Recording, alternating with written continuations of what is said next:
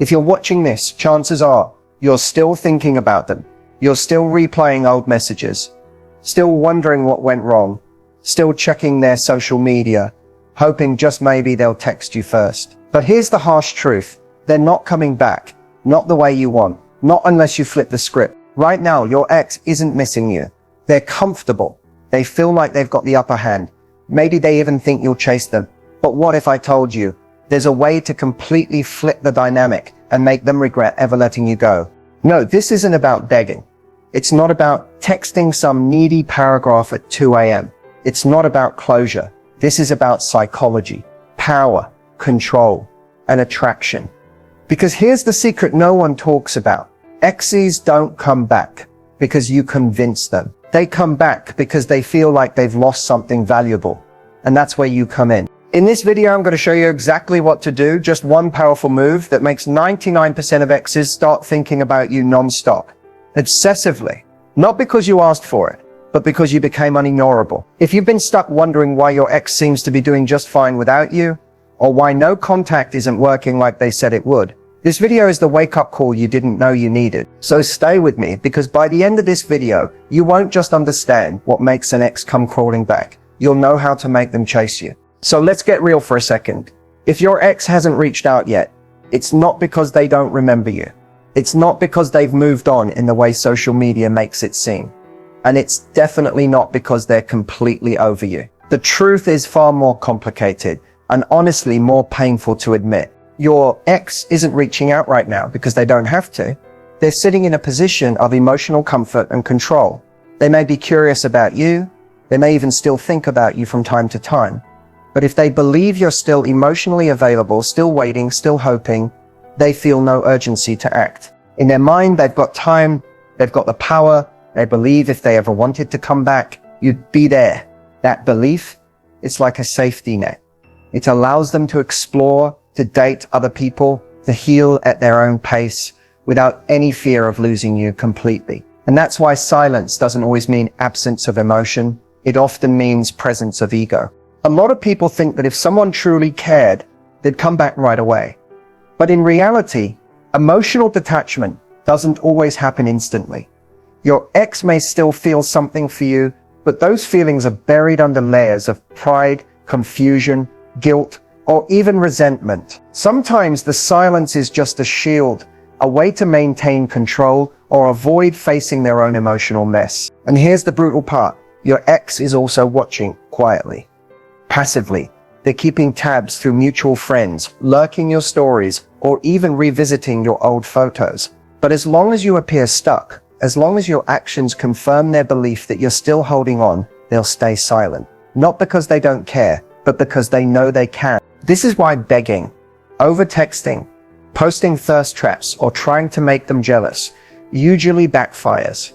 It tells them you're emotionally available without them needing to earn it.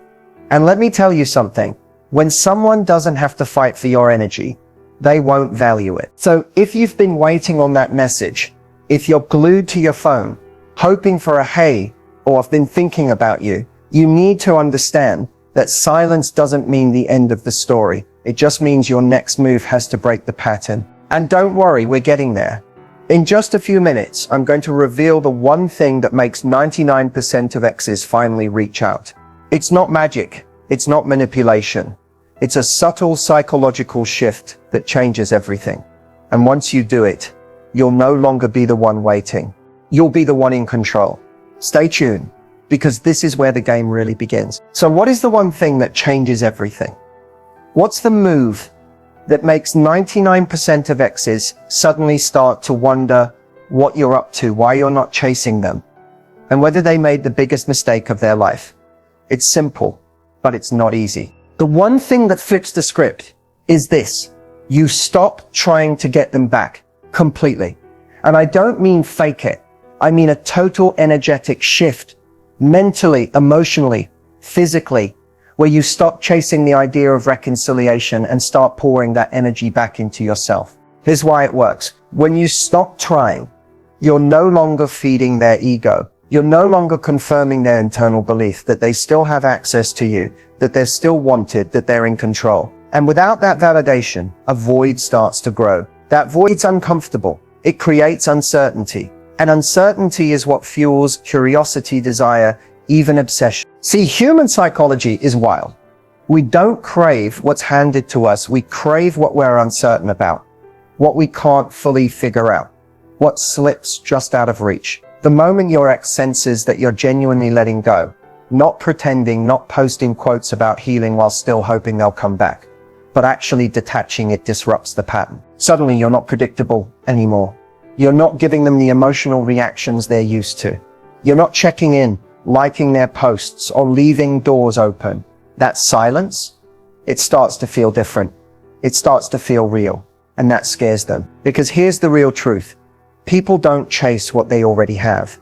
They chase what they think they're losing. And when your ex feels that energetic shift, when they realize that they're not the center of your thoughts anymore, that you're rebuilding, evolving, glowing up without them, it hits them in a way nothing else could. That's when the memories come flooding back. That's when they check your profile more often. That's when they start asking mutual friends how you're doing. That's when the late night "hey stranger" texts appear out of nowhere. But this doesn't happen if you're faking it.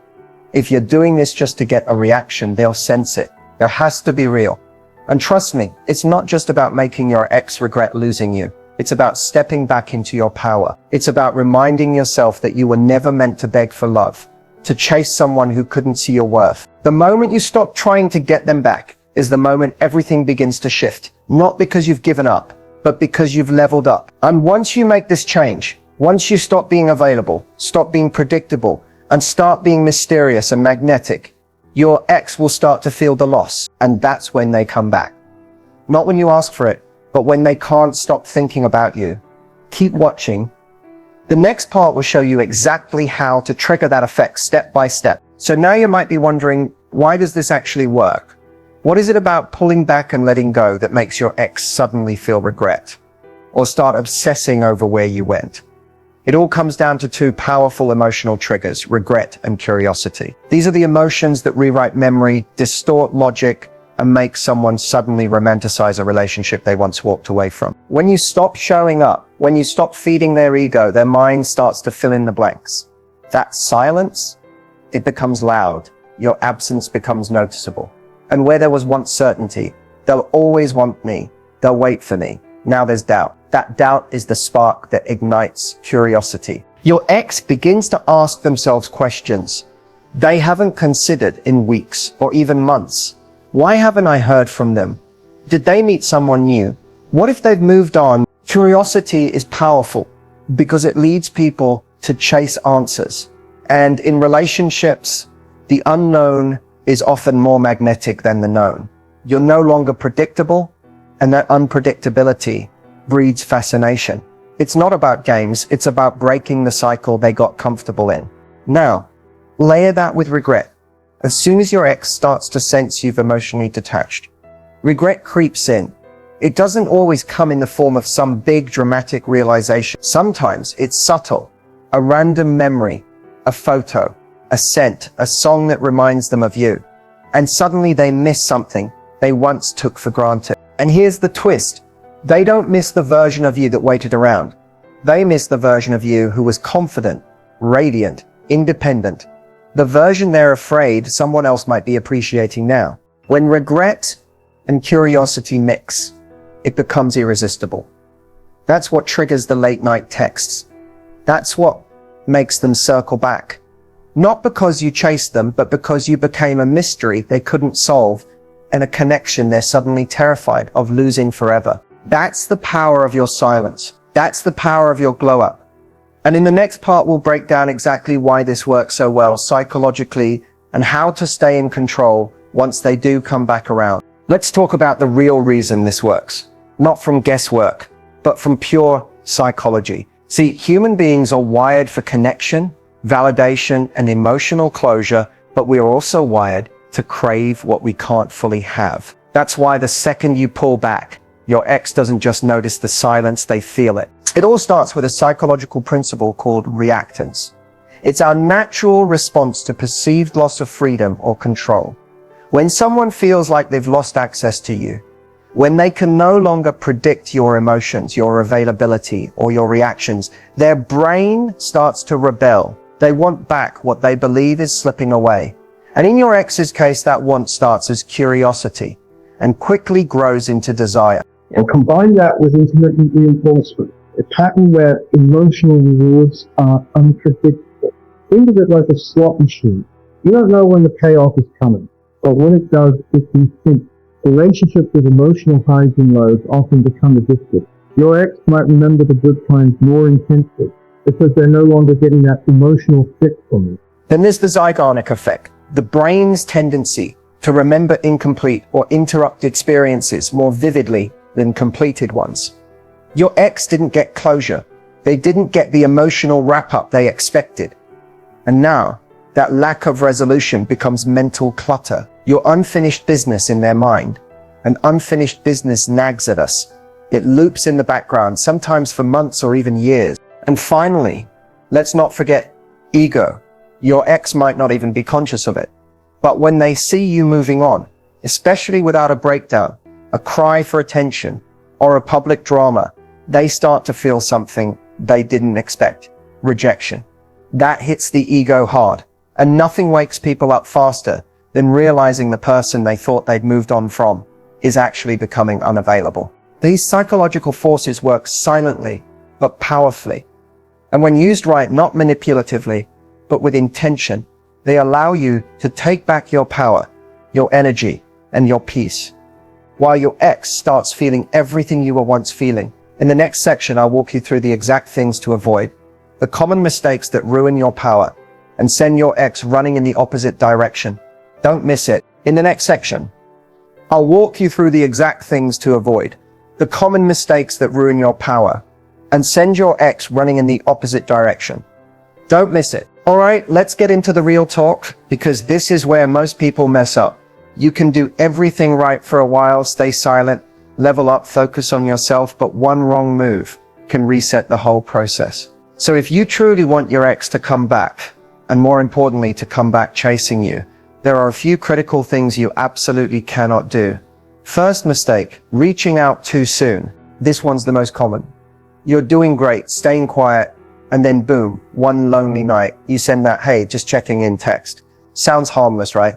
But to your ex, that's confirmation. It tells them you're still emotionally available. It feeds their ego. And worst of all, it puts them right back in control. Once they know you're still there, the urgency disappears. The mystery vanishes. You just gave them the closure they never. Second mistake, posting thirst traps or look how happy I am, content with the goal of making them jealous. Listen, we've all been tempted to post that fire selfie or that night out video, hoping they'll see it and spiral. But if it's coming from a place of performance, they'll sense it, and it doesn't make you look high value. It makes you look calculated.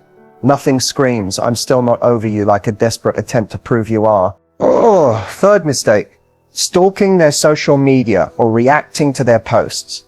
Every like, every view, every subtle story reply tells your ex one thing: you're still watching. It gives them a quiet power. And trust me, the people who are truly missed the most, they disappear. Their energy shifts. Their name doesn't pop up anymore. And that's what creates impact, not the emoji reaction you think is casual. Fourth mistake, trying to stay friends. This one's a trap, disguised as maturity. But staying friends with someone you still have feelings for is emotional self-sabotage. It gives them the benefits of your connection without any of the commitment. And worse, it usually ends with them moving on while you're stuck in emotional limbo, clinging to crumbs of attention. If your goal is to get them back, not to be their therapist or backup plan, do not play the friend role. Fifth mistake, over-explaining your worth. Maybe you've sent that long message, pouring your heart out, listing all the reasons they shouldn't have walked away. But here's the truth. People don't come back because of logic. They come back because they feel your absence, not because you convince them. If you have to remind someone of your value, they've already forgotten it. You show your worth through silence, growth, and elevation, not paragraphs. Final mistake, making your whole healing journey about them. This is subtle but important. You say you're moving on, glowing up, getting fit, chasing goals, but deep down it's all to win them back. And your energy reflects that. Healing should be for you. Growth should be authentic, because when it's real, it becomes magnetic. But when it's performative, it becomes transparent. And your ex won't be attracted to a version of you that's still orbiting around them. Here's the truth. Most people won't tell you. Getting your ex back isn't about chasing, convincing, or proving. It's about becoming someone they no longer recognize, because the old version of you was available, predictable, maybe even a little desperate. But the new version, the one that doesn't reach out, doesn't explain, doesn't compete, that version is rare. That version is desired. So if you truly want them to come back, stop trying so hard to be seen. Instead, become someone they can't help but notice. In the next section, I'll share real-life examples, success stories from people who used this exact method, and what happened when they finally let go. Now let's get into the real proof, because theory is great, but results are what matter. I've seen this approach work over and over again, not just in some textbook or psychological breakdown, but in real life, with real people, just like you. And when they stopped chasing, stopped over-explaining, and focused on this one powerful shift, everything changed. Let's start with Amanda. She was in a 3-year relationship with a guy she thought was the one. Out of nowhere, he said he needed space. Classic line, right? She begged. She reasoned. She even wrote him a letter. Nothing worked. So finally, she took a deep breath and let go. No text, no Instagram posts aimed at him. She went full ghost, not out of spite, but out of self-respect. 3 weeks later, he texted her, "Hey, just thinking about you. Hope you're good." She didn't answer, not right away. She waited 2 days. When she did respond, it was light, polite, but distant. And suddenly, he was the one chasing her. Why? Because her silence said more than her words ever could. And now, they're back together, but on her terms. Then there's Jordan. He went through a breakup that crushed him. He was blocked on everything. She told him she needed time to find herself, which he later realized was code for "I think I can do better." But instead of spiraling, he did something different. He joined a gym. He started going out, not to be flashy, but to reclaim his identity. He completely stopped watching her stories, engaging with her friends, or posting for validation. 5 weeks in, she unblocked him, then viewed every one of his stories, then liked the photo from 2 months ago. That same night, she messaged, "Miss your energy. Can we talk?" She felt the shift. He became unpredictable, and she started to regret letting go of someone who clearly didn't need her to thrive. And then there's Sophia. Her ex told her straight up, "I just don't feel the spark anymore." Brutal, right? But instead of spiraling, she did something most people don't have the strength to do. She vanished, blocked him everywhere, not to hurt him, but to protect her peace. She journaled, traveled, started a side hustle, and one day she stopped checking her phone for him. 6 weeks later, she bumped into him at a friend's birthday, and he said this exact sentence, "You're glowing. I don't know what it is, but you look different." That's not a compliment. That's regret speaking. That's curiosity creeping back in. All 3 of these people had one thing in common. They stopped trying to get their exes back and started focusing on becoming a version of themselves that didn't depend on anyone's approval. And that's when the magic happened. Not because of a trick, not because of a text game, but because real power is silent, focused, and undeniable. So if you're sitting there wondering, will this actually work for me? Here's your answer. Yes, if you commit to the shift. Let them wonder where you went. Let them feel your absence. Let them sit in the space where your energy used to be, because the people who truly miss you won't stay silent forever. They'll come back if they believe you've truly moved on. And in the next section, we'll break down what to do once they reach out. How to respond without giving your power away. So you've done the work. You pulled your energy back. You stopped chasing. You healed in silence, leveled up. And now it happens. They reach out. Maybe it's a casual, "Hey," maybe it's a like on your old photo. Maybe it's that late night "I miss you" text, and suddenly your heart's racing. You want to respond. You want to know what it means. But hold up, this is the moment that defines everything. Because what you do next, it's either going to reinforce your power or hand it right back to them. Here's your step-by-step action plan to handle it with total confidence and emotional intelligence. Step 1, don't react instantly. I get it. Seeing their name pop up can hit like a wave. But this isn't about being petty. It's about control. Take a breath. Let a few hours pass. Create space. Why? Because instant replies signal that you've been waiting. A delayed response shows you're not sitting by the phone. You're unbothered, and that's powerful. Step 2, keep your reply neutral, short, and chill. Don't come in with emotion. No OMG, I missed you, or where have you been? Keep it casual. Something like, hey, hope you're doing well. Been a while. That tone is gold. It's warm, but not overly available. It puts the pressure back on them to drive the conversation. And it lets them wonder where you're at emotionally. Step 3, let them show intention. The biggest mistake, taking breadcrumbs and turning them into a loaf. Don't assume one message means they want to get back together. Let them show you. Are they asking questions? Are they consistent? Are they bringing up the past? Don't fill in blanks with fantasy. Let them prove they deserve a response, let alone a second chance. Step 4, mirror their energy, not their words. If they're vague, you stay vague. If they're open, you can lean in slightly, but always hold your ground. If they're flirting but not serious, don't give more than they're giving. You're not here to chase clarity. You're here to receive honesty. Step 5, don't rush to meet up. Even if they hint at seeing you, keep it cool. Suggest something simple. No pressure. If and only if it feels right to you. Don't go right back into relationship mode. You're in evaluation mode now. You're not the same person they left, and they need to earn access to this new version of you. Step 6, have your boundaries locked in. This is where people slip. If your ex wants to come back into your life, they need to come correct. No confusion. No situationships. You're not restarting something that broke. You're starting something entirely different based on growth and respect. If they can't meet you there, keep it moving. Step 7, stay centered in your power. Remember why you pulled away in the first place. Remember who you've become since then. This isn't about proving anything. This is about aligning with someone who recognizes your value, not just now, but consistently. Step 7, stay centered in your power. Remember why you pulled away in the first place. Remember who you've become since then. This isn't about proving anything. This is about aligning with someone who recognizes your value, not just now, but consistently. And if they don't rise to the occasion, that's your clarity. That's your closure. Because sometimes the win isn't getting them back. It's seeing who they really are when you finally stop chasing. You've already done the hard part. You've healed, detached, and reclaimed your energy. This final step is just about protecting what you've built and never lowering your standards for someone who once let you go. In the final part, we'll wrap it all up with the ultimate mindset shift, the one belief you must lock into if you want lasting confidence and emotional freedom no matter what happens next. You made it to the end, and I need you to hear this clearly.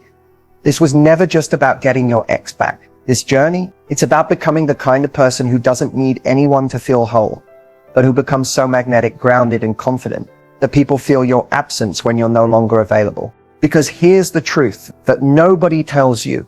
When you let go of chasing, you make room for receiving. When you stop pouring your love into someone who couldn't hold it, you start pouring it back into yourself. And that glow, that shift, that energy, it speaks louder than any text, any post, or any conversation ever could. You don't win by proving your worth to someone who didn't see it. You win by becoming someone who never questions it again. So if you're still hurting, if you're still wondering whether this is worth it, let me remind you of something. Healing is never wasted time. Choosing peace over chaos is never a weak move. Pulling back isn't about being cold or petty. It's about preserving your power, your heart, your future. Every time you wanted to reach out and didn't, that was strength. Every time you chose silence over begging, that was growth. And every time you chose yourself, even when it was hard, that was self-respect in action. You're not the same person who was abandoned, overlooked, or left unread. You're becoming someone stronger, wiser, and more centered. Someone who no longer fears letting go.